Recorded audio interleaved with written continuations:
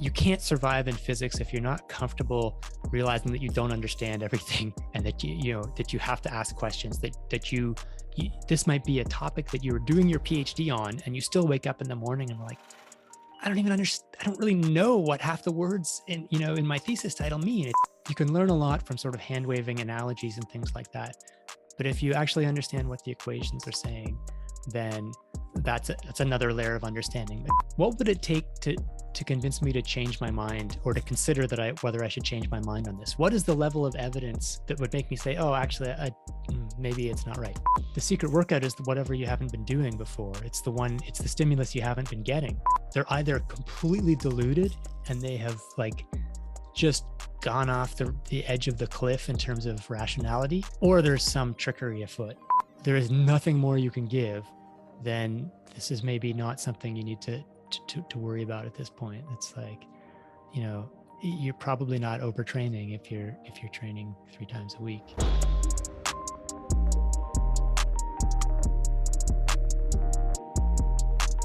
Welcome to this new episode. Before we get started, I'd like to thank our sponsor for the podcast, Moxy Monitor. For those who don't know about the Moxy Monitor yet, it's a NIRS device that measures muscle oxygen saturation and blood volume in real time. It's a non-invasive sensor that is placed on the skin and can be worn during any training or sporting activity. Motocross riders and climbers wear it on their forearms, hockey players on the ice, swimmers can wear it in the water. I've used it to test rugby players, CrossFit athletes, endurance athletes, and more. The Moxy allows you to individualize work and rest periods, optimize load, reps, and sets, identify training thresholds in real time, and even correct movements based on what the data is showing you. You can also use the Moxy Monitor to determine an athlete's energetic limiting factor and their individual training zones. Using this process, you can better target the athlete's limiter with precision in order to improve their programming, training, and in turn, their performance. You can view and collect the data on your Garmin watch, and you can also pair the Moxy with other physiological testing products, such as the VO2 Master, Pnoe, and Cosmet VO2 systems. The Moxy is a tool I've used weekly for over a year now with great success, and I highly recommend it to any coach who's interested in digging a little bit deeper on the physiological side of health, fitness, or performance. You can use the coupon code UPSIDE at checkout for a 5% discount on moxymonitor.com/shop. That's UPSIDE for a 5% discount. With that said, let's get into the show. Okay, Alex, we're live on the podcast. How are you doing? Not too bad, Sean. How are you? Doing very well. Thank you very much. For maybe the 2 or 3 people that don't know who you are, could you please give us a little bit of background?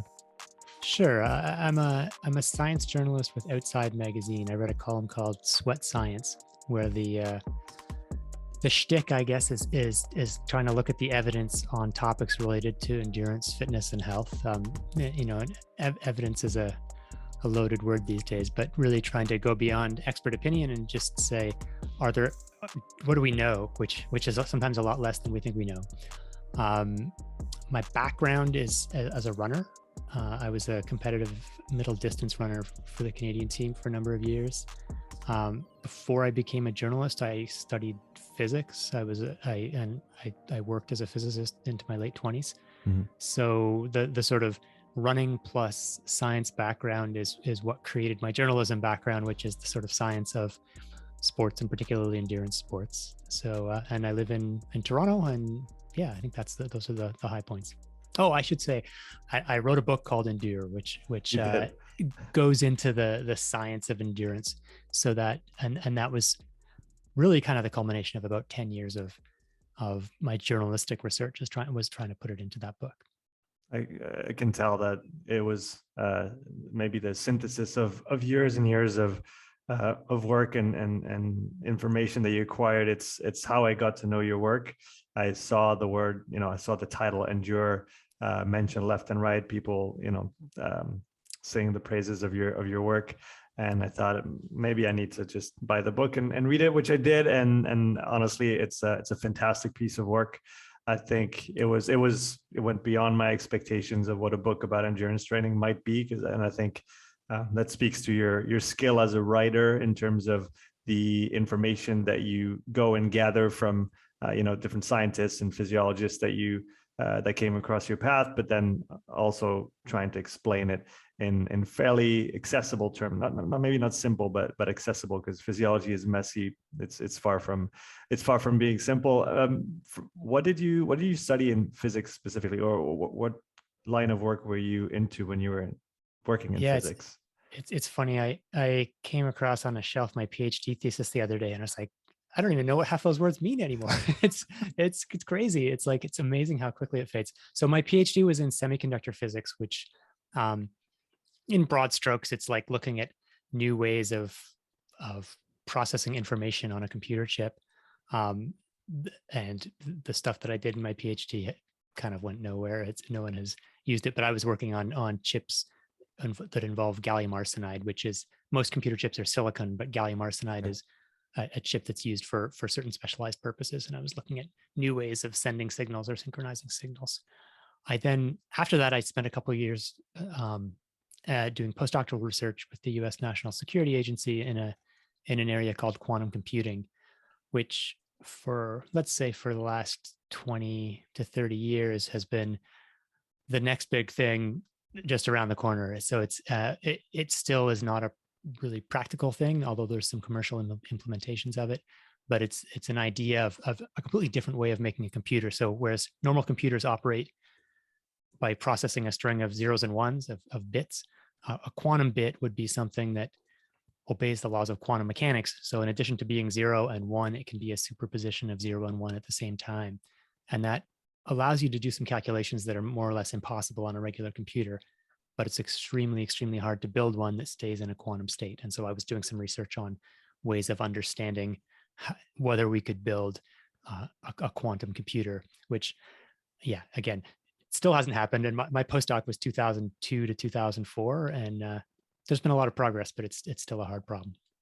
Are you still immersed in that world, or do you still have a handle on what's going on, what the evolutions are, and what the roadblocks are? To be honest, no, I'm not still immersed in that world. The big roadblock is that you can put something in a, so look, it's well understood that you can have an electron that can be in two places at once, or that can essentially teleport from one place to another. That it's also well understood that we can't put a baseball in two places at once. That for whatever reason, baseballs don't obey the laws of quantum mechanics. What's not well understood is where's the boundary between, if you scale up from an electron to a molecule to a group of molecules, at what point do you get to this thing where it's a baseball and it's like, it can't be quantum? And so getting things to stay in that quantum world is really hard, because as soon as they interact with so you can build a quantum bit, which has, let's say a molecule that flips from one state to another. But as soon as it's exposed to the world, it sort of gets decomposed into a classical state where it's a baseball. It's only in one place or the other. So building a computer that stays in that quantum state is the fundamental roadblock. And the sort of test systems that people have built are ones that operate at sort of a fraction of a degree above absolute zero, which is expensive and difficult to operate, and is hard to scale up to larger computers. So the principles are well understood. It's an engineering challenge at this point rather than a physics challenge. Very interesting. Going back to semiconductors, how much of an impact has the semiconductor have on the world that we live in today, in your opinion, from your perspective? Yeah, it's an interesting you should ask that. The first book I wrote, which has been forgotten by everyone, including me, was a kind of quickie book that I wrote I think it came out in 2009, building off a big project I'd done for Popular Mechanics magazine, which was trying to identify the greatest inventions of the modern era. And for that project, I talked to people around the world from like science museums and science universities. What is the greatest invention of the modern era? And I did a big survey and collated all their answers. And so the book was the 100 greatest inventions of the modern era. The question is, what is a modern invention? And the benchmark I used for the modern invention was the invention of the integrated circuit. And I think it was 1947. I'm a little hazy on that. It might have been, I guess depending on exactly how you date it. But to me, the integrated circuit, the idea that you can have a computer chip with multiple components on that chip talking to each other on the chip, that is really what defines the modern era. Almost everything, well, not everything, but a large part of what follows the things that we identify as modern, whether it's a toaster or a Yeah, supercomputer. I was going to say anything you plug into a wall, anything that has some kind of, yeah. Yeah. I mean, the really the definition of modernity is predicated on computers, and all of that is dependent on the idea, the discovery that computers didn't have to be these massive roomfuls of vacuum tubes, which is how they were originally built. That you could put this all on a computer chip, on a semiconductor, and that's based on semiconductors. So to me, it's the hallmark of modern society. Would you say it's underappreciated, or maybe people don't know about it enough? They don't know how much of an impact this little thing, or this invention, this discovery, and this engineering, this feat of engineering has on our daily life? Yeah, absolutely. I mean, it's a little esoteric, and the truth is, 20 years after I finished my PhD in semiconductor physics, I'd have a hard time explaining clearly what a semiconductor is. So please don't ask me to. I won't. I Like promise. it has particular properties about the way it moves electrons. Basically, it can turn, metals conduct electrons really, really well. Insulators don't conduct electrons. Semiconductors are somewhere in the middle, and you can manipulate the way that they move. So it's kind of like a switch.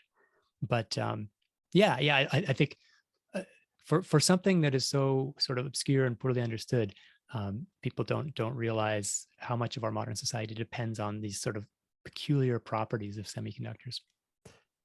Do you see any link, given all your experience in that field of I'll loosely call it energetics, into bioenergetics and human physiology? Is there anything that realizations you've had and aha moments that maybe have linked the two, or references that you had from your physics days that have kind of emerged in bioenergetics?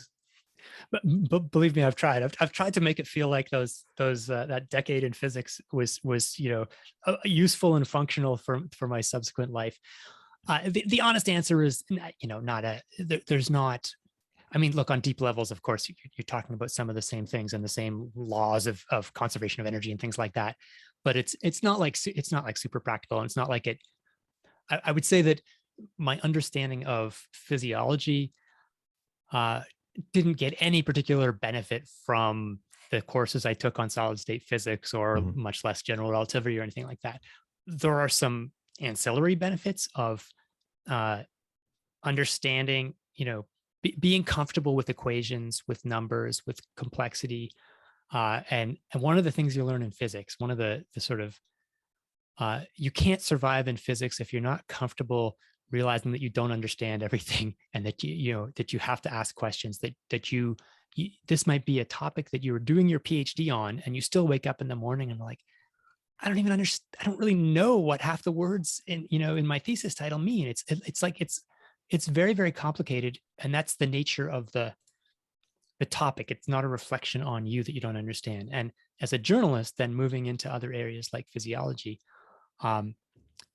you're constantly riding a kind of razor's edge between, when you're interviewing people, for example, between wanting to look smart and being willing to, or not wanting to seem like an idiot, and yet being willing to ask questions, and ask the same question again if you don't understand it, and being willing to read the papers, like read physiology papers, understand it, or accept that you don't understand a lot, accept that you may not, even after you ask questions, understand everything, but you can start to get some of the key points out. So I think that was really helpful for me.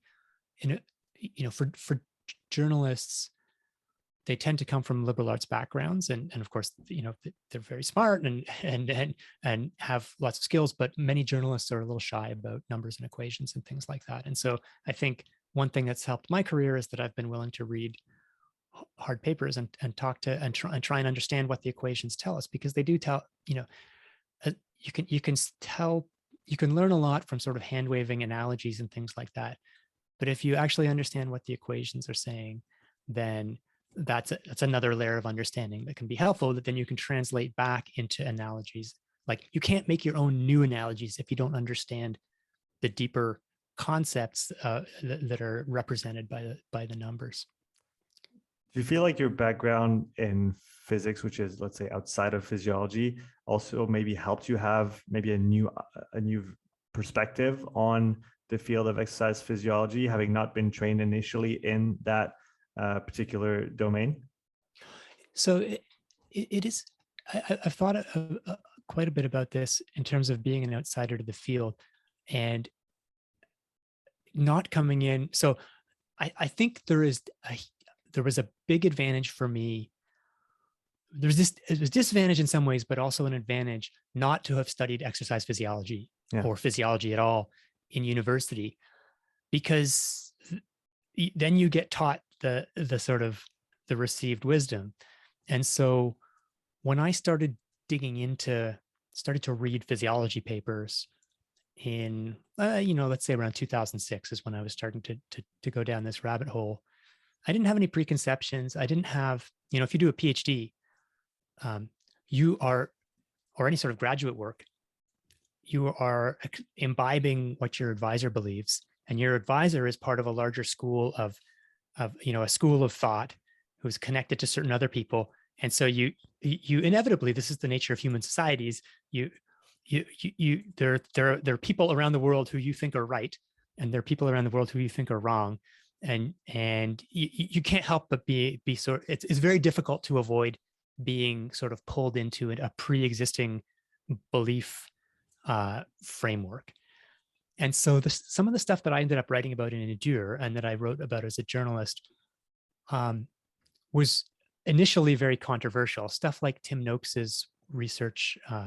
Tim Noakes is a researcher in South Africa who has been very critical of the sort of establishment physiology and proposed a lot of controversial theories. And there's a journalistic tendency to always look for people who are saying something different, but also, and so, that's something to be wary of is just looking for novelty for the sake of novelty.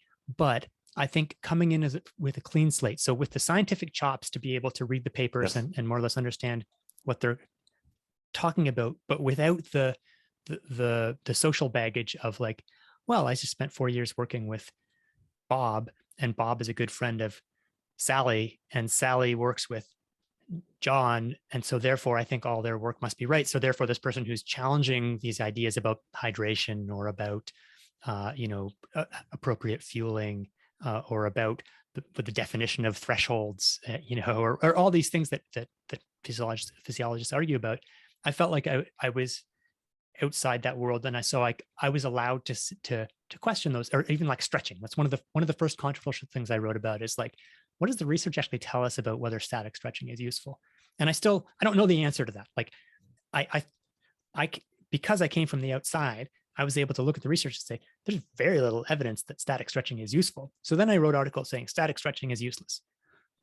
And that was, I think, taking it too far. It's like the absence of evidence isn't the evidence of absence in terms of whether it's useful. Now I have a more nuanced approach.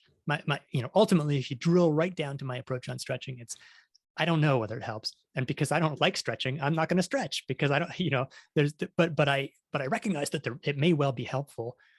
And I didn't come in with any preconceptions. And I think that extended to a lot of the things I wrote about. Now the sort of the thing that I'm aware of, the thing that I'm conscious of is now I've been writing about this area, in this area of, let's say, endurance physiology for, a good decade, more than a decade. I've expressed opinions. I've taken positions. And once you do that, you can feel your mental flexibility start to kind of become a little more rigid. And it's like, well, I wrote this. So stretching is a great example. I wrote these articles saying stretching is useless. Now I have to sort of continue to sing that song and ignore evidence that, oh, maybe stretching is helpful after all.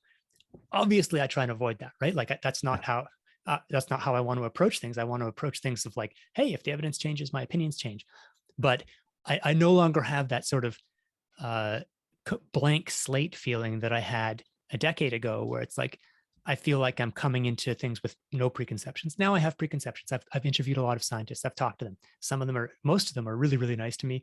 So, they're great people. Some of them are less so. And it's like, I don't want to judge people's research based on whether they were a jerk to me, but I'm human, right? So you really have to start to fight against these biases. And yeah, so that's where I'm at. I'm no longer the blank slate that I was, but I think that was a helpful start. On the what you said was really salient in my opinion on not knowing everything and knowing that you don't know everything when you go into something. In preparing for a talk today, I was re-listening to your interview with Peter Tia on his podcast, the Drive podcast, and you were talking about realizing in that instance, talking about dehydration, that what was seemingly beyond debate was actually debatable, that sometimes it was worth going back to the things that everybody might agree on at face value, but actually it might be a little bit different. How can we emphasize that mindset? It seems like I guess that's both true in the scientific community and even more in popular culture nowadays, that everybody's very, very certain about what they think is correct and right, and determined to not budge. And unfortunately, I would say, and that goes it goes to what you were just saying before, not budge even if the evidence changes. And in today's world, especially in our current situation with ever-changing evidence, because the situation is simply complex and evolving at the same time, how can we maintain that mindset of staying open, of staying ready to question our own prior beliefs and our own preconceived notions? Is there some tips that you might want to share or could share with the audience about that? Yeah, it's super challenging for sure. Probably here's the pessimistic perspective. I think everyone should read Daniel Kahneman's work. His book Thinking Fast and Slow is really the canonical work on cognitive biases. Mm-hmm. What depressed me is Kahneman's take, which he then sort of emphasized in interviews after the book came out. It's like, so, Daniel, now you've written about all these things. How do you avoid falling into these traps? And it's like, oh, it's impossible. Like this is just the nature of being human, right? Like mm-hmm. I'm writing about them, but that doesn't mean I'm immune to them. And so that's kind of depressing to read. I think it's maybe a little more pessimistic than I am. I think being aware of these ideas and just sort of watching yourself is a start. The question that I think is a good one to ask is, on any position you hold, is what would it take to convince me to change my mind, or to consider whether I should change my mind on this? What is the level of evidence or what is the study or the line of evidence that would make me say, oh, actually, maybe it's not right? And is that feasible in practice? Because if the answer is, yeah, no, if someone did that study, no, that wouldn't change my mind. I would assume that it was because of this bias. And if they did that, well, that's not possible. Well, if they did that, but that would require randomizing 7 billion people in the world for 50 billion years, or so that's an impossible study. And if you realize, oh, there's literally nothing that could get me to change my mind on this, then you kind of have to acknowledge that, okay, so I don't have an evidence-based belief here. What I have is basically a religious belief or whatever, or a faith-based position on stretching or hydration.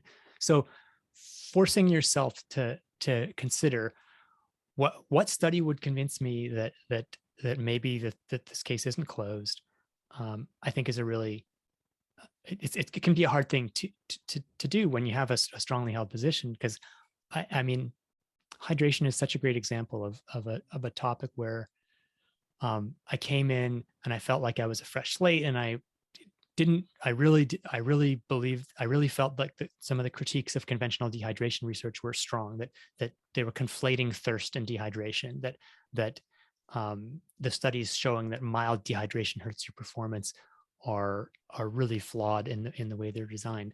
And so I wrote a lot about that. And so I ended up with this sort of position that, as long as you drink when you're thirsty, it's fine. So then I can't help notice that when I see studies now that purport to show that, if you're 0.5% dehydrated, your performance is subtly altered, I just don't believe them. And it's like, I don't, and then, and I catch myself and I'm like, okay, yeah, you're dismissing this before you've even finished the abstract. You should read the study and then form an opinion. But it's a very hard thing to swim upstream against. So I guess the second point I would make, so ask yourself what it would take to convince you, and also try arguing the alternate position sometimes.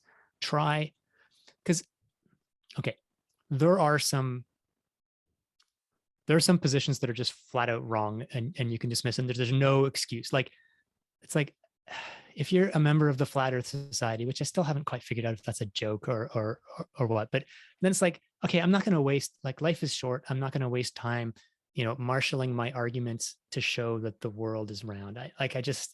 That book is closed to me.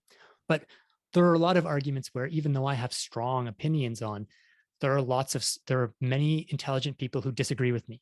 And so the question I have to ask myself is, what is their argument? How would they, what is the logical structure of their argument? What is the evidentiary base? Now, I may still end up agreeing with it, but if I haven't understood why they believe what they believe, there is no way that I'm going to convince them that they're wrong, because I'm not understanding where the belief is coming from or where their conclusions are coming from. So, and by doing that, you're forced to understand where your own conclusions are coming from, I think. So,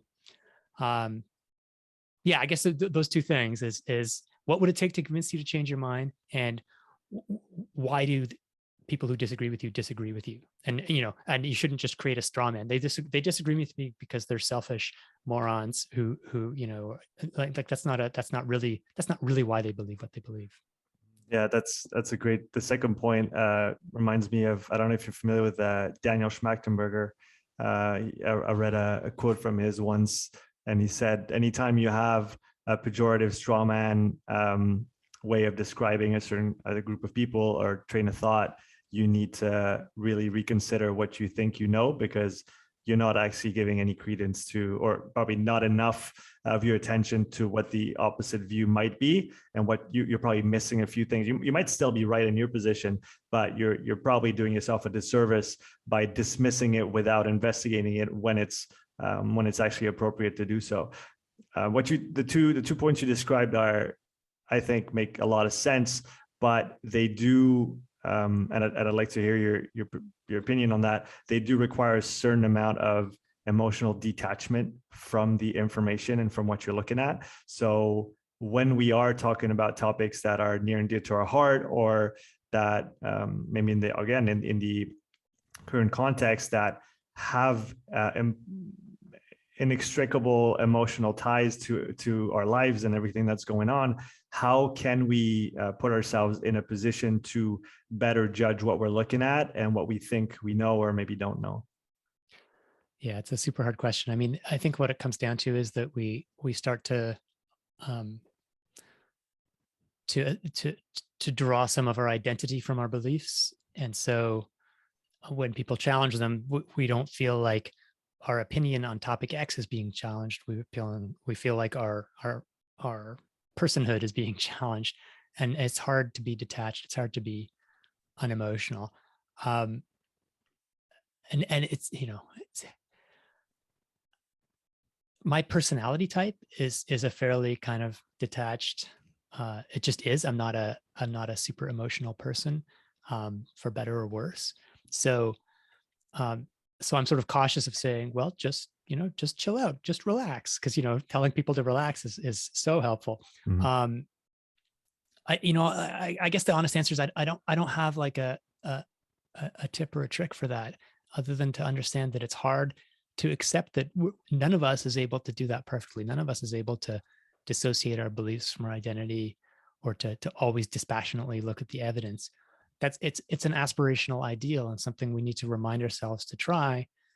And just to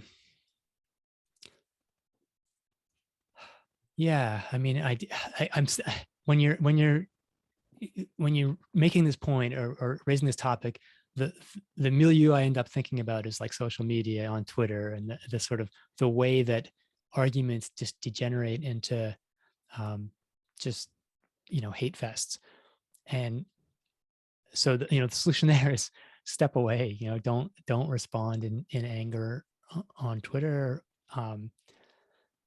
But I guess it applies to life in general too. Is just to try not to go with the first thing that pops to mind, to think about it and to put yourself in the other person's place. I mean, fundamentally, I think it has something to do with empathy, of understanding why someone else might believe something, even if you're positive that they're wrong. understanding why they think why they hold that opinion, and the ways in which you yourself might be subject to some of the same forces. Because I think we all are. Like none of us is seeing the world through perfectly clear glasses and totally free of our own biases. So and even yeah. if we were, we can't know what we don't know, and we're probably missing most of the picture anyway. So Yeah, I mean, not to be too depressing about it. I think it's, yeah.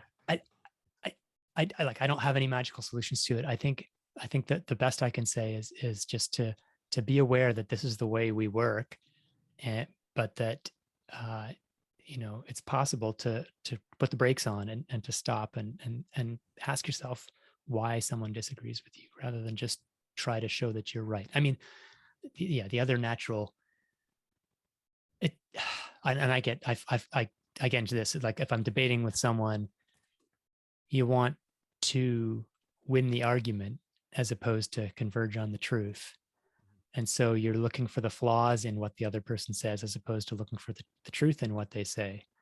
That's a hard thing to avoid doing. and essentially,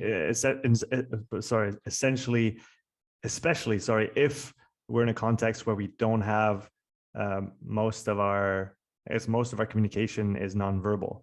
And so the way somebody looks at you, the way somebody's eyes or eyebrows move when you say something, adds a level of detail to a conversation that cannot be matched online, which, I mean, in my opinion, is probably one of the drivers of the kind of maybe runaway arguments happen online, is that we're missing that human element. And even Zoom is good, but in person is really where those conversations should and have to happen for us to have a constructive debate while respecting the other human being that's on the other side, because we're in the presence of a human being. And there's a lot of things that you can say online that you will never say to someone to their face.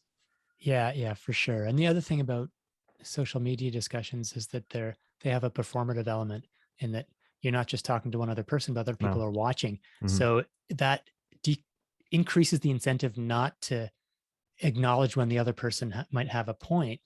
So I know for me, so I write articles, and sometimes people disagree with things I write, or find errors, like find flat out errors. Mm-hmm.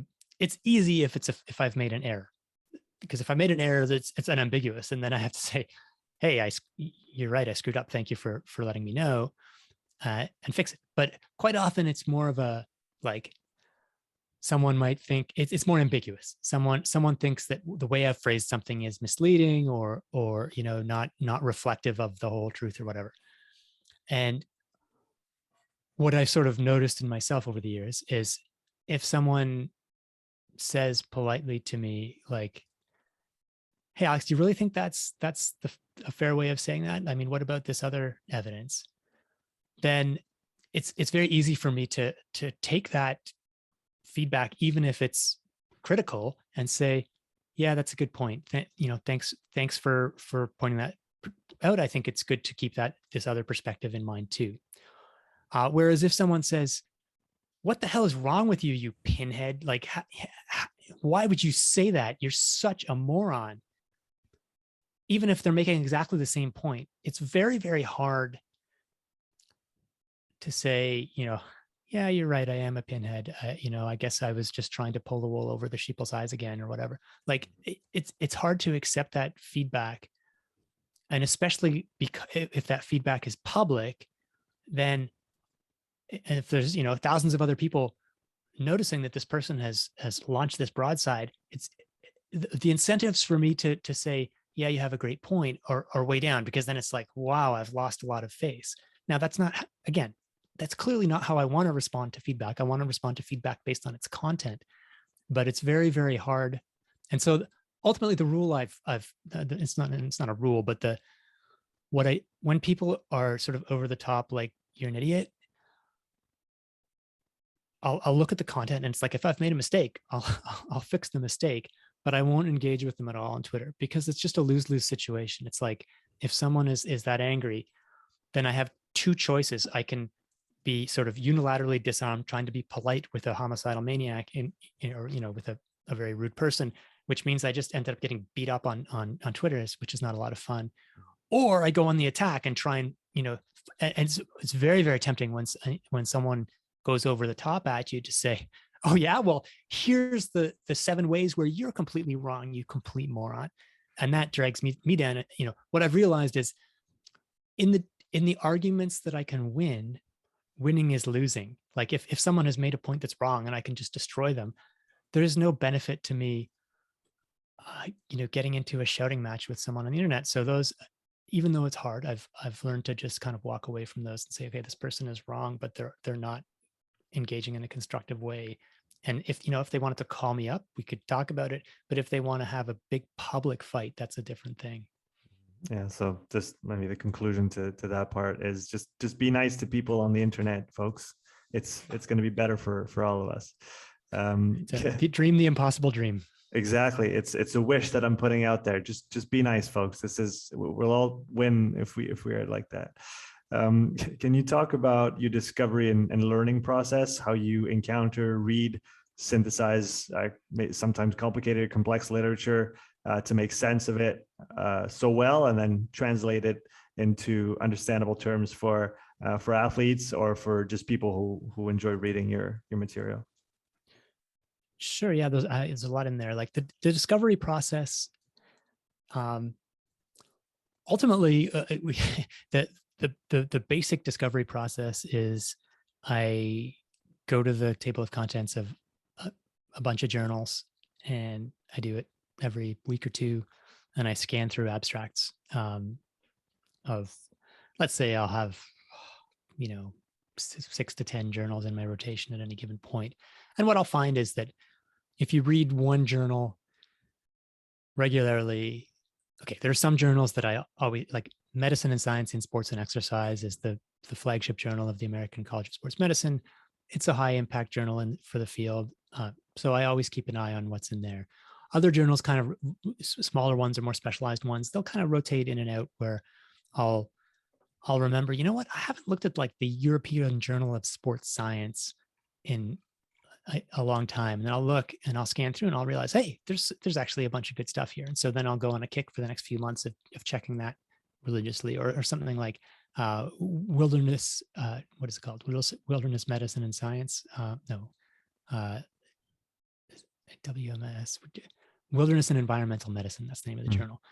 They don't publish a ton of studies. It's a small journal. So if I'm checking it every week, it's like, it's very rare that there's something new there. But if I forget about it for a couple of months and then I go, there'll be a couple of studies where it's like, oh yeah, that's a cool study about hang gliders and why they are, why wingsuit flyers die, or something that's outside of my usual area. So anyway, the short answer is I read the journals. Now there's other avenues too, like Twitter has, for scientists, the social media venue of choice is Twitter. It's like, for both journalists and scientists, Twitter is by far the dominant medium of exchange. And so there are a lot of scientists online who are tweeting when they have something new, but there are also some who keep an eye on their fields and just tweet out when they see an interesting abstract. And so there's people, a couple of examples in the field that I follow would be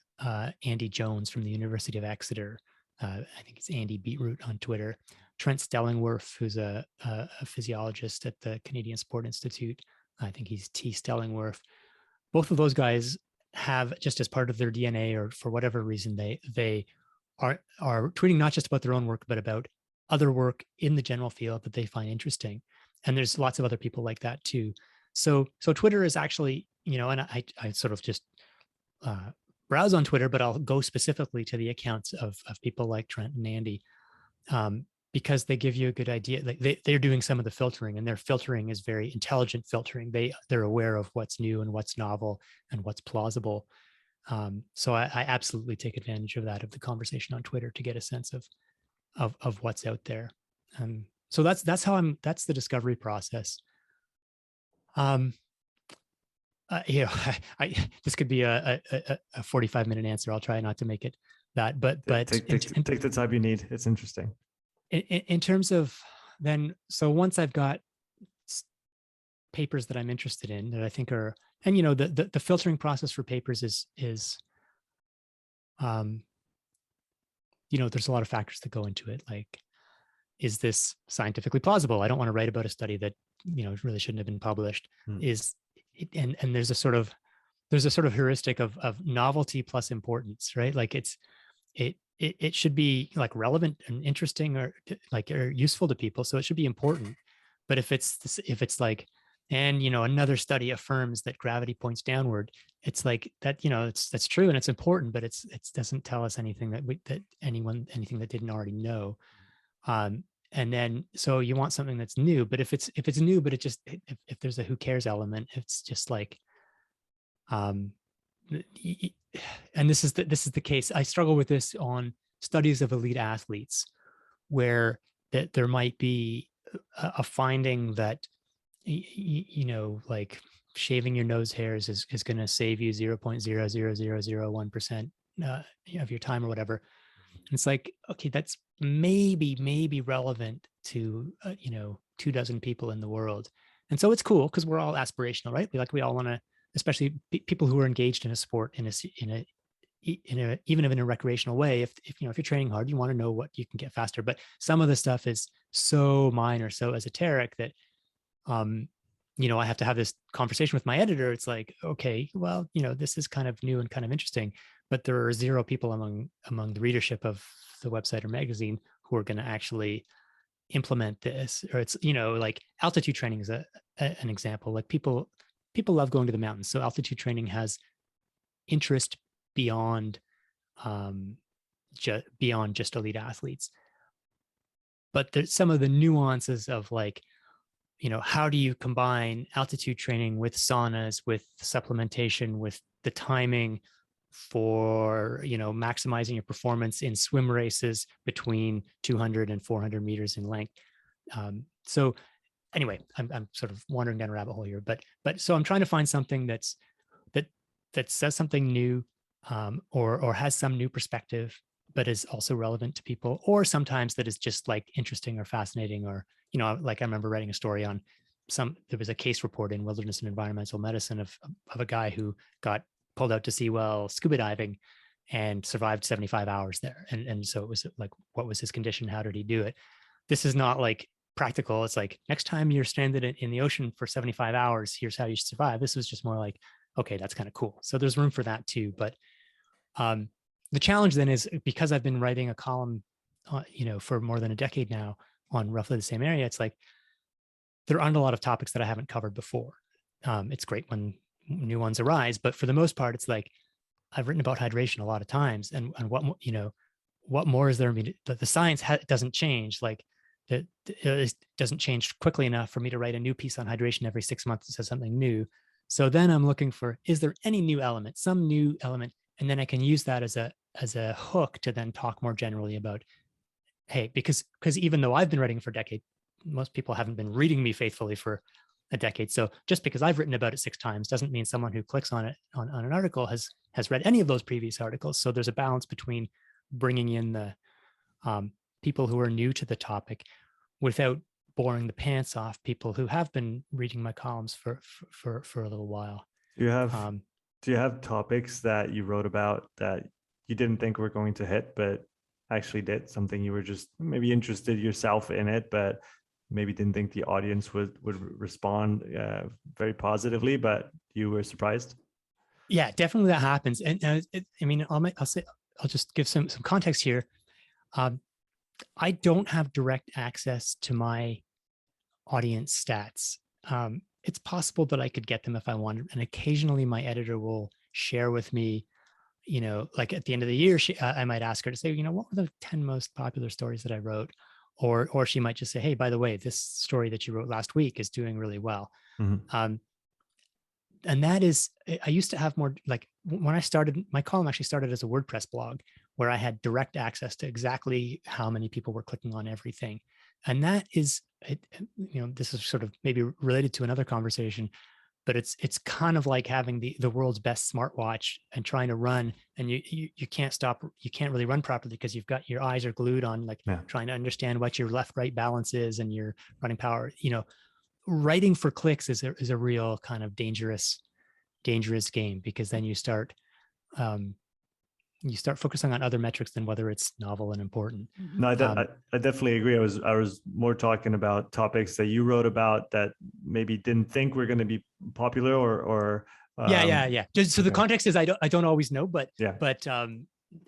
That being said, it is when I see, like, if at the end of the year my editor will give me the list of the 10 most popular, I'll be like, really that one was, and what about these other ones that I thought were going to be great? So, so there's different, some of them are just flukes. Like one of the reasons I brought up that 75 hours stranded at sea thing is because, that one was actually a tough sell to my editor. She's kind of like, okay, if you want to write about that, like, I don't know who's going to read that.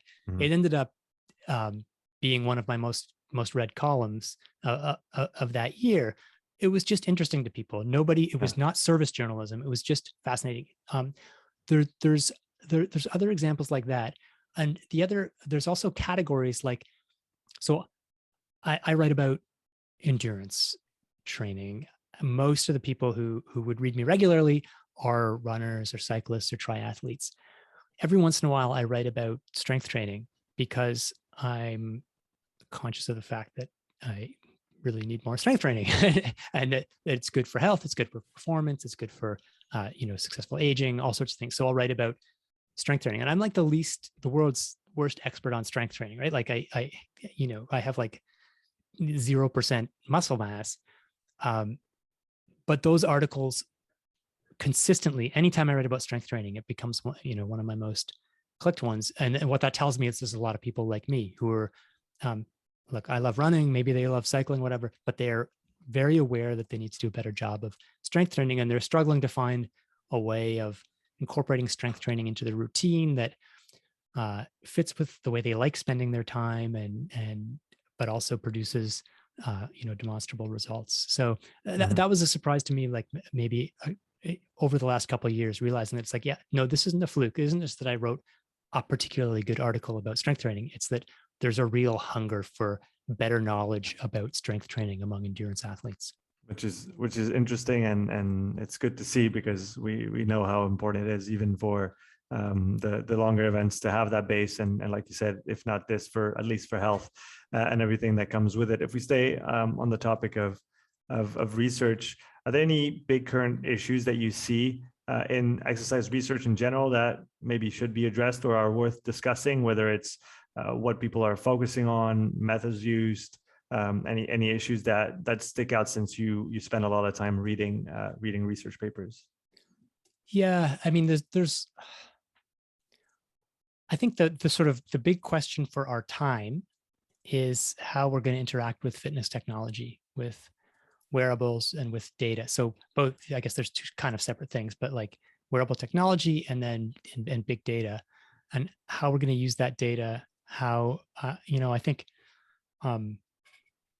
it's not easy, but it's like there's a temptation to take a counter or a contrary position to either say, look, I'm going to be RoboCop and I'm going to get all the technology and I'm going to be the best ever, and I'm going to wear my Whoop and my Oura and my this and my that, or to take the other extreme and say,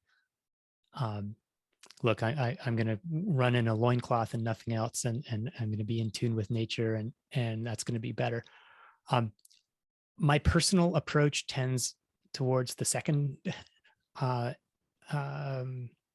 category. I'm a fairly tech minimalist, but I think that's realistically, if you want to optimize your performance, I think there are things you can learn from monitoring technology and from data that can be useful. And so finding that right balance, I think, and understanding what we can realistically learn. It's kind of like, it's like weather forecasting, right? We've got a ton of data on weather, but there are still limits as to the value of a long range forecast. And those limits are pretty stark. And so at a certain point, you're being foolish if you're planning a picnic for like a week from next Tuesday, and you're confident that, well, it's, it says there's only a 11% chance of rain. It's like, you need to understand that there's a chance it could rain 2 weeks from now. We don't have the ability to predict. And so the same question you can ask about like training and big data. There's a lot of artificial intelligence companies starting to try and help train people, like to tell you when you should rest, when you should push, when, like, what workout you should do. Today's a good day for you to do. Today's leg day or whatever. Like, we've measured your biorhythms or whatever, and we know that today is leg day. Is it just a question of getting more data, or is it, or fundamentally, is that not something that, it's not just data and algorithm? It's like, no, there's no like right or wrong. It's more of an art. You can, you're going to talk to a human being, you're going to evaluate your own feelings, and you're going to come up with as good or better an answer. And I don't really know the answer to that, but I think that is the big question of our time in many different areas of like training and monitoring and health and recovery and all these sorts of things. So, I mean, there's lots of other topics too, but I think that's the kind of one that is the modern question, the 2022 and let's say the 2020s question. That brings to mind Steven Seiler's 3 Ps: power, physiology, and perception, and how if you're only looking at one of those, you're missing the boat. And so you cannot discard any of them.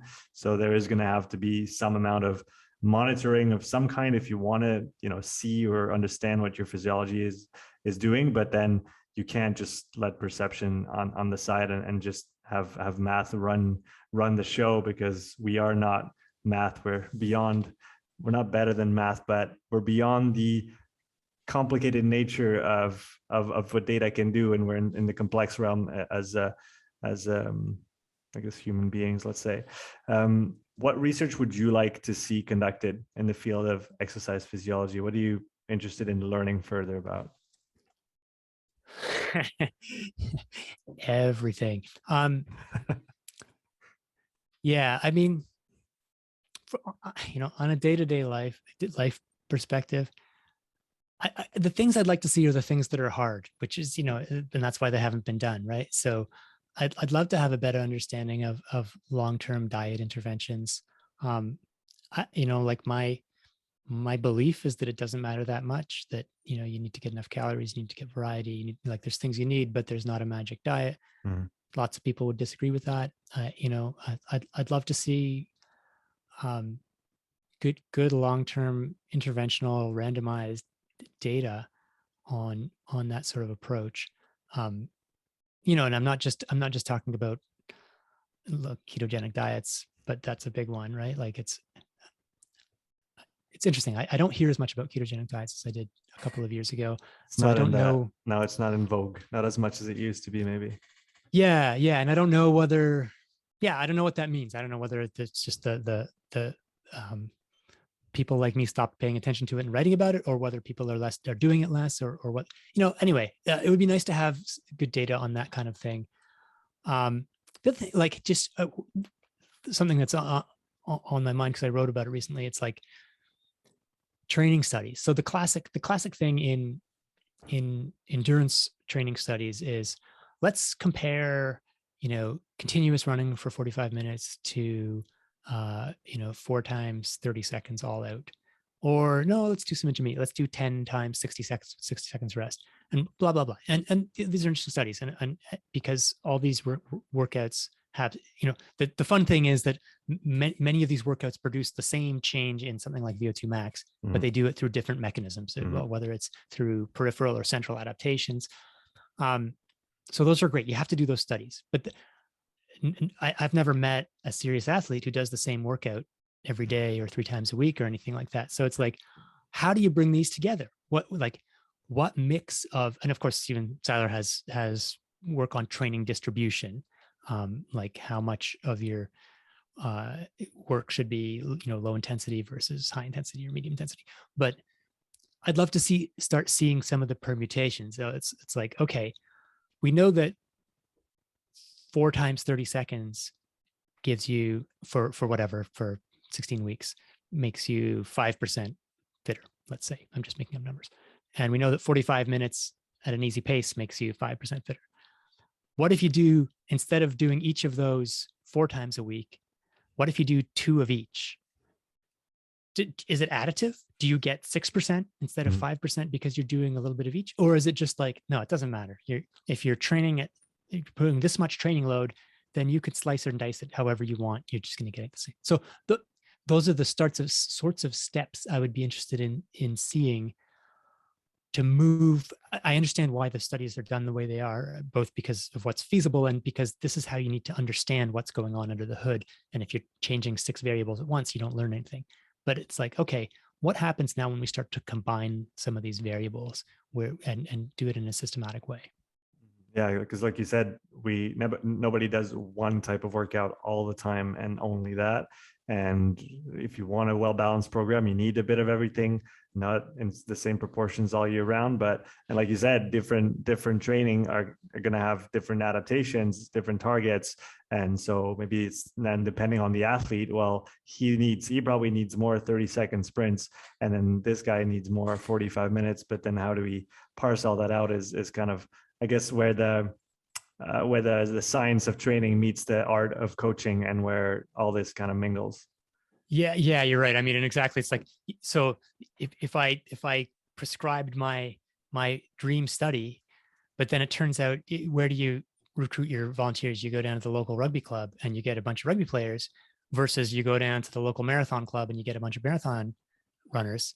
And it's like, you might get completely different results based on the characteristics of the subject. So look, one thing I will say I get a little tired of is if I write about a study and then someone will say, yeah, but n equals only 12, these studies are meaningless, or these studies are useful. It's like, the studies are hard. Nobody's getting rich doing these studies. People are getting the funding wherever they can to do the biggest and best studies they can. And they're trying to set them up in a way that gives you a result that's interpretable. So it may not be like real life, but you have to be able to just changing one variable. So the studies are absolutely hard to do. So I recognize that when I'm requesting these dream studies. But yeah, I think everyone probably understands that there's a gap right now between the research done in the lab and what people are actually doing, and you have to try and start to bridge that gap. If we talk a little bit about your training, if I'm not mistaken, you train both in the US and in the United Kingdom. Is that correct? So actually I had a tour of the world. I'm from Canada, so I grew up and trained with a very good program in Canada, and then went to university in Montreal. Like, I grew up in Toronto, trained with a university program in Montreal. I then went to England, where I trained. I lived for 3 years. I trained with a couple of groups, including I trained with a guy named Harry Wilson, who was a very well-known coach. He was the coach of Steve Ovett, who was a world mile record holder. So I got his approach.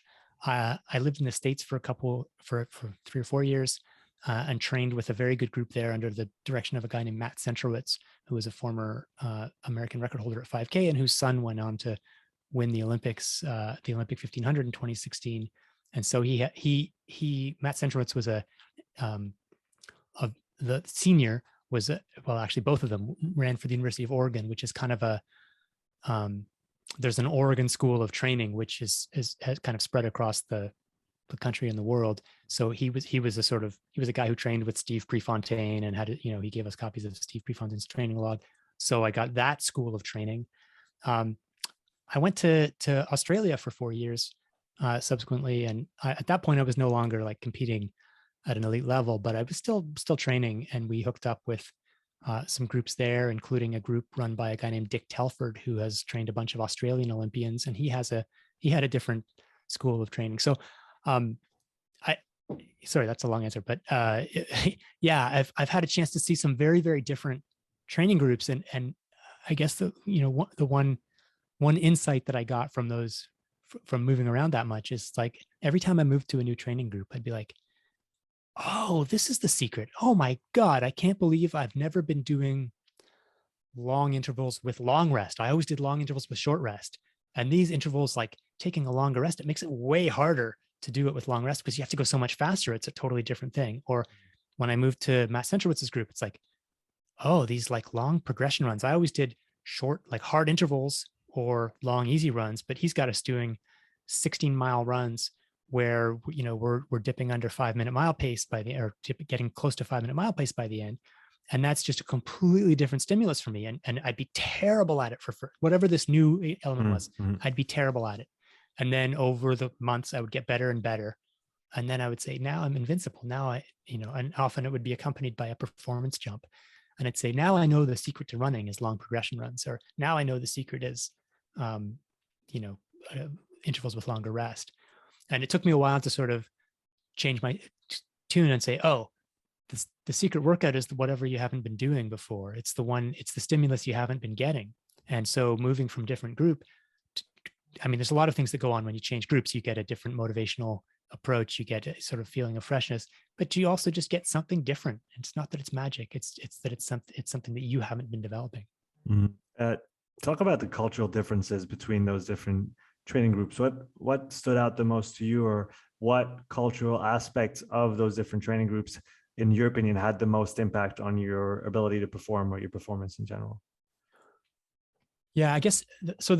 I guess the two extremes for me would have been training with Matt Centrowitz's group in the United States. He was the coach at a American University. It's actually called American University in Washington, D.C. So I was training in part with the college team. There were a few other post-collegiates training with his team, compared to I was a student in England training with the Cambridge University cross-country team. So two university teams. In Cambridge, when I arrived there, I got introduced to people, and they're like, you know, this is Hugh. He's the training secretary. And I was like, what's a training secretary? It's like, well, that's the equivalent of coach. And I'm like, but he's like a third-year undergraduate. It's like, yeah, last spring we elected him as our training secretary. And it's like, so the coach of the team is a runner, you know, an undergraduate runner, like a 19-year-old who you elected last. Oh, okay, all right, fine. You know, so the sports there in general, not just in terms of the training itself, but was student run. So, and to be fair, both sometimes those teams would decide to hire an outside coach. And in fact, when I was at Cambridge, Oxford hired Harry Wilson, who was the guy I later trained with. So they hired a coach to come down a couple times a week and give them workouts. But that was the students' decision. They chose who to have coach them. They organized their transport to races. When we went to the national championships, it was like the transport secretary of the team would book a bus and book a youth hostel, and we would go and compete. And that was completely different to at American University, where you know, Matt Centrowitz was the absolute unquestioned dictator, and you know, he told you what to do, he told you when to do it, he told you how to jump, how high to jump, and you jumped or you were off. And he would, you know, I was there, like he would tell you, okay, here's the workout we're doing, here's the paces you're going to hit. And if a runner consistently didn't hit those paces, he would just be, okay, you're off, you're gone. He would send the runner home. And you know, for the experience for me, and this was probably a good experience for me, is that I was a little pace obsessed. So, you know, he would have us doing mile reps, let's say, and he'd say, okay, Alex, you know, you take the first 2 laps, and so you take the second 2 laps, and the pace is going to be 70 seconds a lap. And so 70 seconds a lap means, you know, 35 seconds for 200 means 17 and a half seconds for 100. And if you screw up the pace, you're in trouble. And so I would be literally checking my watch. I would set off, if I was leading, I would check my watch at 100 meters. I would check my watch at 200 meters. I would check my watch at 300 meters. And Centro would see this, and he was like, what the hell are you doing? Like, you should be able to run 70 seconds without thinking about it, you know, plus or minus a second. And so I'd be halfway through an interval, and he'd say, you know, take off your watch now and throw it in the infield. And I'd be running a hard mile, and I'd have to take off my watch and throw it in the infield and hope no one stepped on it. And he, you know, he was absolutely right. I needed to get rid of my my dependence on the watch. But the interaction was not the way I would have expected it. Like my coach in Toronto would have taken me aside and said, hey, Alex, I think you need to stop checking your watch. And he would have just asked me, instead of like yelling at me in the middle of the rep. So look, I tend to be of the school of respecting athlete autonomy and you know, working together towards shared goals, especially as you become an adult. Like it's different if you're coaching 11-year-olds. Central's group was a lot faster. so there, there are different approaches. And I think both in Canada and Australia, in many respects, tend to be partway between the sort of the hierarchical model in the US and the very sort of complete absence of hierarchy in the UK. And so, and I grew up in Canada, so it's probably natural that I find myself at home with some structure, but not too much structure and some autonomy. But I think the one last point I'll make about that is my sense, and I don't know if this is true, but my sense is that the lifetime retention of athletes who decide to keep training at some serious level, some sort of serious level into their 20s, 30s, 40s, 50s, 60s is higher in a place like the UK, where the motivation for competing comes from within. Nobody's yelling at you to train harder or to train at all or to do anything. If you're learning, and so when you leave that university setting, there's no difference. It's still like you're doing it because you've chosen to do it, not because you're on scholarship or because someone is telling you to. So I think for the lifelong activity perspective, there's benefit. That's one benefit of fostering a sense of autonomy and self-motivation. Makes sense. I want to move to talk about the Breaking 2 project that you document in your book. I like how you use it as you get an intermittent story with all the other stories intertwined in between. But that's I don't know. Would you say it was the central story of your book, the central focus? So here's the making of the sausage. I do think, if I do say so myself, that the way the Breaking 2 story appears in that book works pretty well. It's like an interludes, but between each section, you go back and have an update on the way the Breaking 2 thing worked. The reason it's that way was not an artistic decision. It's because I had basically finished the book when the Breaking 2 project happened. I had actually already completed a draft by the time the final race happened, and I was like, and this project kind of came out of nowhere, and then like I didn't even hear about it until I was a couple months before my deadline for the first draft of the book, and then the actual race happened after the first draft of the book. But it was such a perfect kind of real life exploration of the themes that I was exploring in the book. What are the limits and how do we change them? That I was like, I have to incorporate this in the book somehow, but I also don't want to rewrite the entire book. So I know, let's do interludes between the chapters that I've already written. And of course, then I went back and wrote some references to it into other parts of the book where it was relevant. So it's not like I just grafted it on completely without revisions. But yeah, the book was written without that in mind. Mm-hmm. And then it serendipitously showed up, and it was just seemed absolutely perfect to me. And I think it made the book substantially better. So I was really lucky with the timing of that. What surprised you the most, or what stood out to you in documenting this Breaking 2 project? What maybe surprised you or stood out? Yeah, the absolute biggest surprise to me was its existence at all. I could not believe when I got a call from my editor at Runner's World saying, hey, there's this, are you open to spending a few months covering something? There's a project, it's involved, it's Nike. And I was like, it's all very mysterious. I mean, sure. Yeah. Okay. Whatever. And then when I found out, when he eventually told me like, yeah, they're going to try and run a sub 2 hour marathon. It didn't register at all to me. Like it's like, I don't know what you're talking about. Like that's not possible. They're either completely deluded and they have like just gone off the edge of the cliff in terms of rationality, or there's some trickery afoot. And you could say that is in fact what was happening, that the shoes, that they had the carbon fiber plate shoes, which was the reason that they thought it was possible. But yeah, anyway, there is no surprise that was greater to me than the very existence of such a completely ludicrous sounding project. Then through over the subsequent months, I got a better understanding of what was going on and blah, blah, blah. And, the attempt on a sub 2 hour marathon came, and we all spent lots of time prognosticating and making predictions and figuring what the time would be. And the predictions tended to be pretty optimistic, all things considered.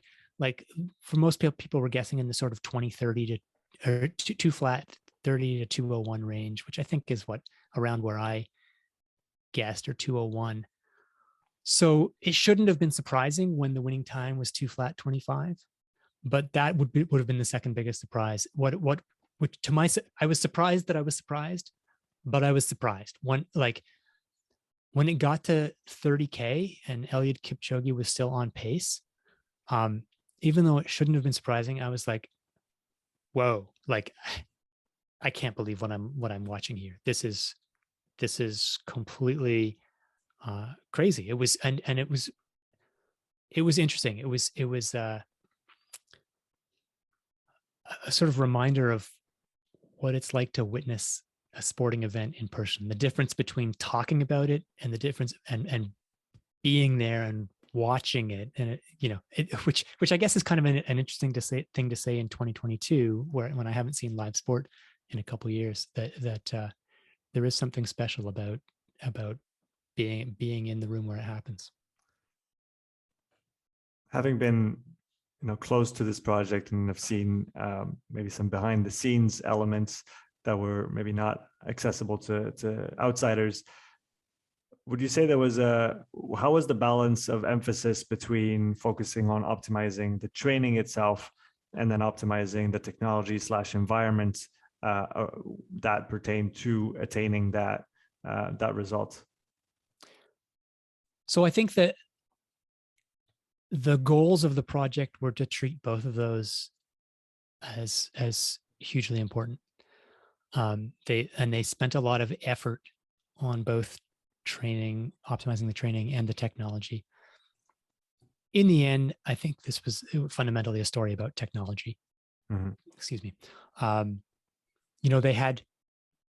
They were monitoring all the training of all the athletes and feeding it into a sophisticated computer algorithm. But the truth is, they weren't, and they were feeding back some of the insights from the algorithm to the coaches of the athletes.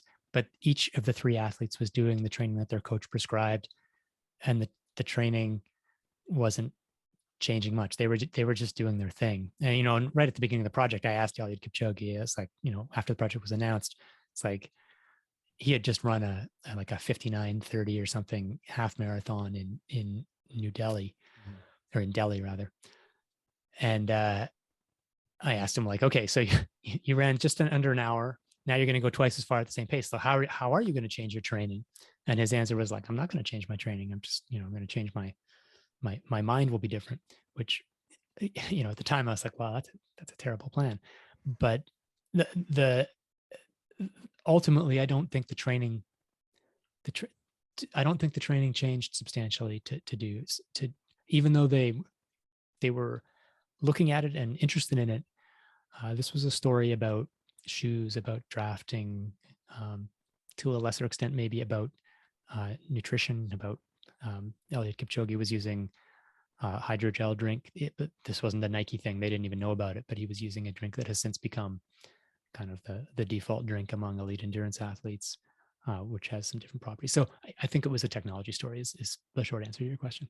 I remember watching a presentation by Phil Skiba, who's, if I'm not mistaken, heavily involved in the project. And he said just what you said here, which was, we analyzed all the data, we took everything that we could, and then we looked at it and we had nothing to say. It was like the perfect training that they needed to do in order to keep improving, and that sometimes adding many scientists and physiologists in a room doesn't make the training any better. If a great coach is going to make the training really good, maybe we can understand better why it works, but it doesn't always push it further. And that's maybe a good illustration of what you just put forward here. At the end of the day, and maybe from this project, and maybe going into a more general frame, in your opinion, what physiological metrics are the most important ones to look at when we're talking about endurance and performance? Whew. Yeah, that's a can of worms.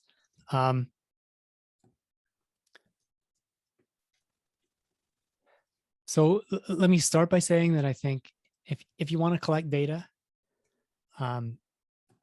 you have to have a perceptual measure.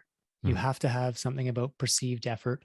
At a minimum, it has to be like a one word, or one phrase, felt pretty good or felt like junk or whatever. Better yet, have a like a 1 to 5 scale of how you felt before, during, and after, or something like that. You have to be able to kind of whatever other data you're collecting, you have to be able to compare it to, well, like, how hard were you pushing? Like both how good did you feel and how hard did it feel? Because it's not meaningful to know that you went a little faster or a little slower if you don't also know that you were pushing harder or not pushing as hard that day. So I would say that level 0 is you have to have some perceptual information about how you felt. Then in terms of like what data you should collect, look, if you're a cyclist, you should collect power data. I mean, power data has intrinsic and well understood meaning in cycling. Now, there's a very interesting debate in running. Do running power meters give you useful information in the same way as cycling power meters do? And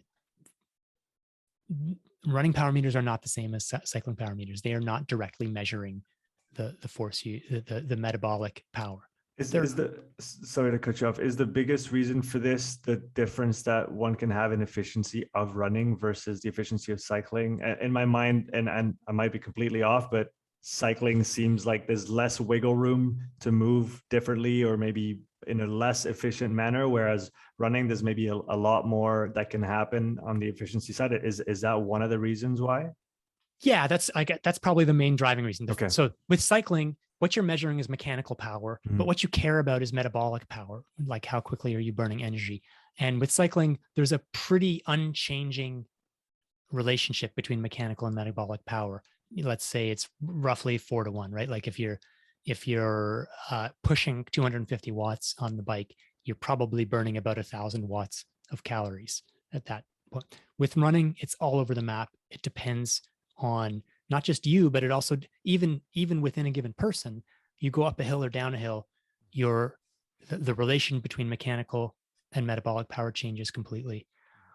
Because running, it's basically a bounding motion. It's not just this smooth pedaling motion. So the algorithms try and correct for that, but it's a hack at this point, and so it's up in the air as to whether. I mean, so power has some advantages compared to something like heart rate or just pace, but pace has some advantages too. Heart rate has some advantages. So in terms of like in training data, probably pace is the most important one in running. Heart rate, if you want to get into it, and if you want to get into data and you have someone, you're either competent yourself or you have someone who's going to help you sort through all that data, then sure, heart rate's probably the next place I would go.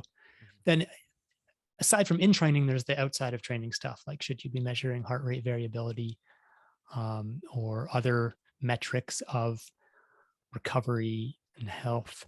Should you be tracking sleep?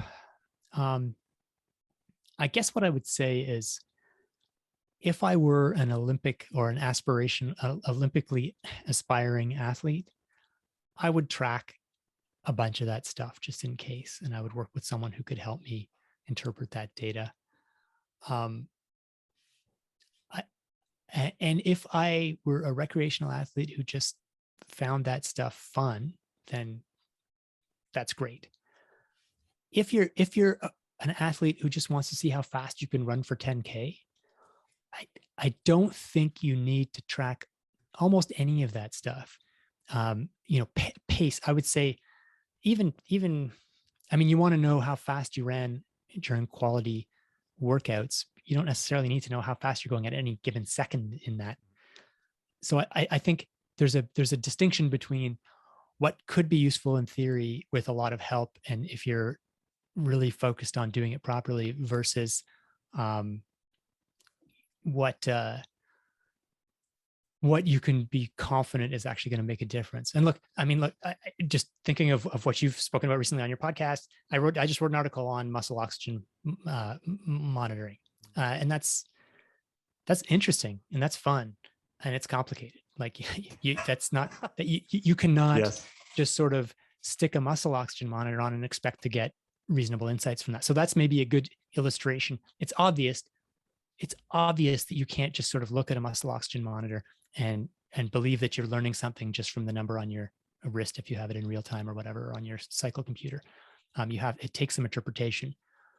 People make the mistake of thinking that things like heart rate or whatever are not like that. Whereas in fact, yeah, you really need to understand the context to be able to make use out of those sorts of measurements. It's not saying that they're not useful, just that depending on your level of interest and commitment, I guess it's kind of like stretching, I would say, which is, like I said, I think at the beginning of the podcast, the evidence, there's just not a lot of evidence either way. Personally, I don't like stretching. So I'm not, I don't tend to get injured a ton, at least when I'm not training extremely, extremely hard. So for me, the cost benefit is like, no, why would I stretch? But if I was advising an Olympic athlete, I would say, yeah, you should probably stretch, because who knows? At this point, this is your life. The chance of that it might have some positive benefits, it's probably worth doing it, even if you don't like it. So it's context specific.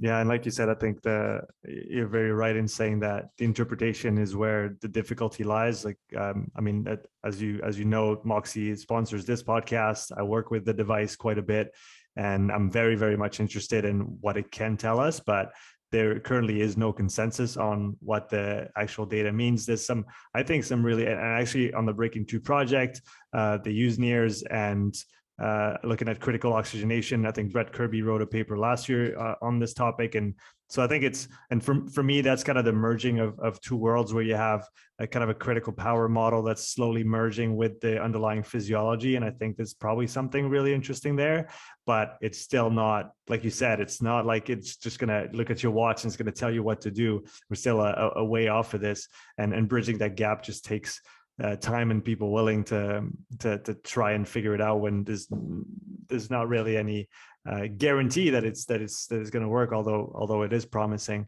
And that maybe takes me into my follow-up question, being, what physiological metrics do you think are currently overrated by let's say recreational endurance athletes? Oh, like I would say in some ways exactly the same list as the list I gave of metrics that are useful, right? Yes. Like, and so and this goes to your point about interpretation is the river that you have to cross. So a lot of the metrics that I'm most skeptical about, it's not that I don't think there's real physiology there. Like heart rate variability, absolutely, it's there's real physiology, and heart rate and power and whatever else you want to talk about. The question is, are you making use of it, or is it just sort of fun to see, hey, look, I went up that hill and my heart rate got higher. Isn't that cool? I must have been going up a hill. Oh, hey, wait, I already knew I was going up a hill. So what else, what's it telling me? So I think the things that are overrated are, I think the recovery metrics are probably overrated by, maybe if I had to pick one, I would say stuff like heart rate variability. I hate to say it because I think it's real. I just think a lot of people are using it in a way without maybe a full contextual understanding of the challenges, all the different things that can affect heart rate variability, plus the just sort of intrinsic day-to-day variability that you cannot, well, at least in my opinion, from what I understand, you should not be making a decision on the basis of what your monitor tells you in the morning. That measurement might contribute to your decision. It might help solidify a decision that you've already kind of come to, or it might encourage you to say, you know what, maybe it's okay that I go out and train today.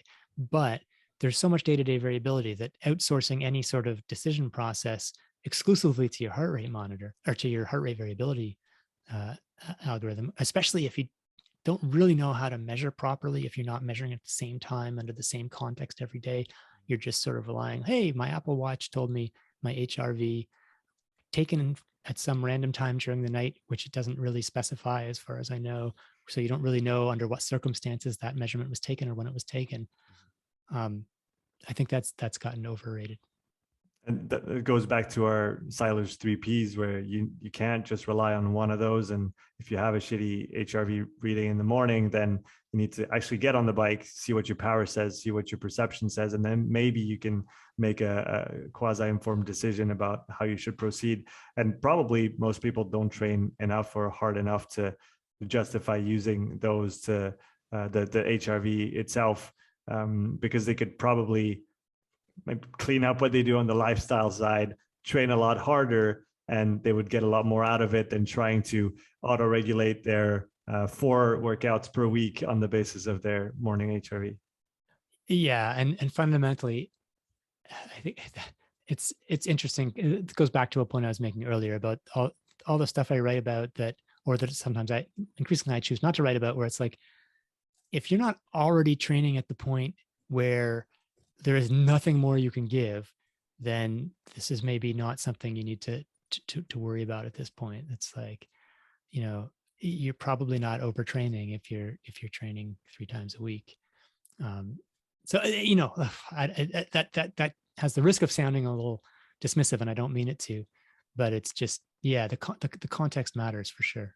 Mm-hmm. No, I agree. I want to talk about perception. It's been definitely a central part of your book, and again, an essential part of training in general. One thing I wanted to ask you about perception: how is there a way to help regular folks get through the roadblocks of feeling like they're working hard when really it's just their brain telling, or their alarm signals telling them that they're working hard? But for anybody who's coached for a certain amount of time, you can see it when someone's actually at an 8 or 9 out of 10 on their effort.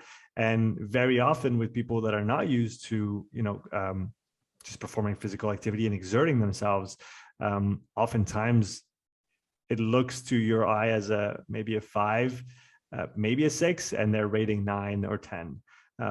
What can we do to bridge that gap from a perception standpoint? Yeah, I mean, look, I think my number one answer would be, there isn't really a shortcut other than exposure, like exposure therapy. If they're saying, if they're quitting after, let's say 10 reps or whatever, and you think they could do 15, you're not going to get them to 15 with any motivational self-talk or anything like that. But maybe you can get them to 11, like, to say, I'm sure you can do one more rep, or maybe even one more assisted rep. I'll help you. And you know what? Actually, I wasn't really helping you. I just had my finger on the bar. And now their baseline is different, but baselines aren't going to change quickly. They're, at least except in, very unusual circumstances. For the most part, I think you just have to do it. Now, I do think having an understanding, like being told, or I think reading my book is, the number one. No, read Alex's book. Yeah, exactly. Everyone, reading my book, if you haven't read it, buy it, read it. Is the shortcut. No, but yeah, I think understanding that the feeling of reaching your limits is a feeling fundamentally. It's a perception that you're not about to die, even if you're breathing hard. That's helpful, but it doesn't turn off the alarm signal. So, you can use that knowledge to say, okay, maybe I can do one more, or go for one, last for one more minute in this run, or whatever the case may be. But yeah, I think the way you put it is, people who aren't familiar with physical activity or quitting it, it's like they have to become familiar with what it feels like. And it's always less, they're reaching what they perceive to be 9 out of 10, 8 or 9 out of 10. Once they've been there, it gets more familiar and it gets less scary. And they may realize, actually, maybe it is a 7 or 8, So look, obviously I could have answered it by saying this question by saying, well, you do motivational self-talk and this, and you do some mindfulness training. all that stuff may be helpful, but fundamentally, I don't think there's like a magic shortcut. If we take the other end of the spectrum now, people that have spent time in the pain cave, they know how to suffer. Have you seen any strategies that can be put in place, whether it's self-talk, whether it's other things that can maybe get us to push a little bit farther than we think we can?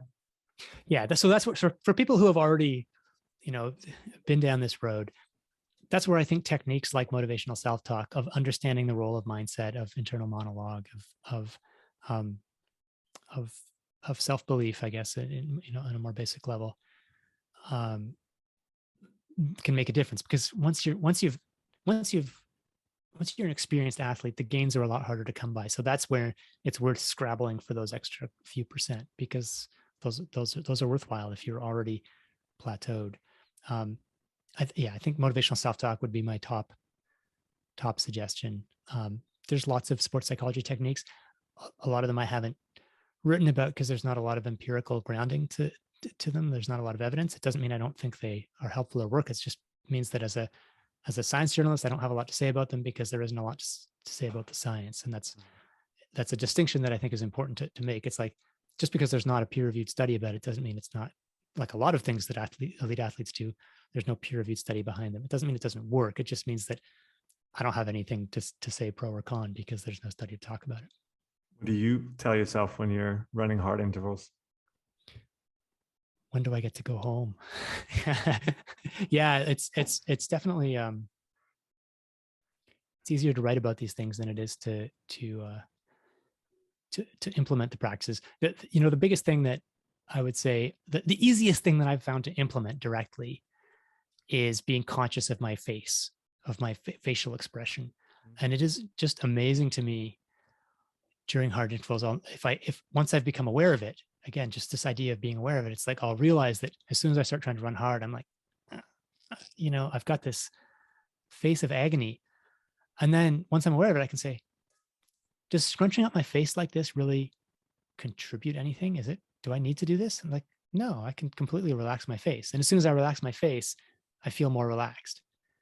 Now there's second level effects where it's like, oh, I feel more relaxed. Sometimes, I was experimenting with this. I feel much more relaxed now that I relax my face. Then you get to the next kilometer mark and you're like, oh, I also slowed down. That's why. So I think sometimes that the scrunching of the face to me is like, it's a visceral physical reminder to myself that I am pushing myself hard right now. I have to keep pushing. I'm pushing. And if I relax my face, there's a temptation to just be more relaxed in general. I'm chilled. I'm having a good time. So for me, the relaxing the face works best when I'm training with someone else and I'm struggling. Let's say I'm letting it's their turn to lead for an interval. And so I don't have to regulate my pace. I'm just saying, stick right behind this person and stay as relaxed as possible. Mm-hmm. And that's a powerful thing for me. So, I'm also more aware of my internal monologue now. And I try to catch myself when I'm saying, this sucks, I can't do this. Cause I'm like, this is a self-fulfilling prophecy if I start thinking this way. But those things are harder to implement really consistently, especially because I'm at a stage now where I'm like, I'm not looking for the last 1%. I still train hard. I enjoy it, but I'm not my identity isn't tied up with getting 5 seconds faster or whatever. For the people who are tied to this, if we think about high level sports, and that'll be my closing topic or question, where do you see beyond I think you exposed it well, the challenges of wearables and all the technology that surrounds training?